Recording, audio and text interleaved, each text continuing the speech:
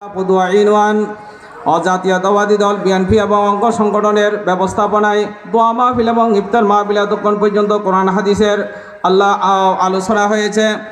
পবিত্র কালামুল্লাহ শরীফ তেলাওয়াত হয়েছে, নাত রসুল হয়েছে। আমরা ফাতাহার উদ্দেশ্যে যা কিছু তেলাওয়াত করেছি সবগুলো কবুল করে হুজুর পাক সাল্লাল্লাহু আলাইহি ওয়াসাল্লামের সোনার মদিনায় সওয়াবকে বকশিশ করে দিন মাওলা। সমস্ত আম্বিয়া ইকরামের দরবারে সওয়াবকে বকশিশ করে দিন মাওলা। সমস্ত আউলিয়া ইকরামের দরবারে সওয়াবকে বকশিশ করে দিন মাওলা।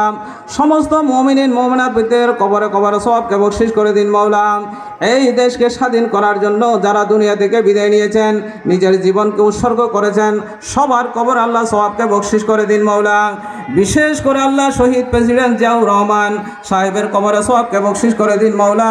ওনার কবরকে আল্লাহ আপনি জান্নাতুল ফেরদৌস নসিব করুন মাওলা। দেশনেত্রী খালেদা জিয়ার হায়াতের মধ্যে অপরন্ত বরকত নসিব করুন মাওলা। ওনাকে আল্লাহ আপনি সুস্থতা নসিব করুন মাওলা। বিশেষ করে আল্লাহ তারুণ্যের অহংকার দেশনায়ক জনাব তারেক রহমান সাহেবের হায়াতের মধ্যে বরকত নসিব করুন মাওলা।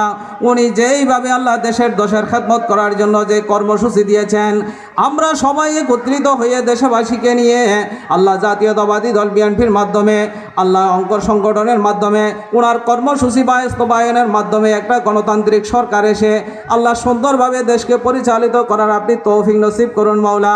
যারা নেতৃবৃন্দ এসেছেন, সাধারণ জনগণ এসে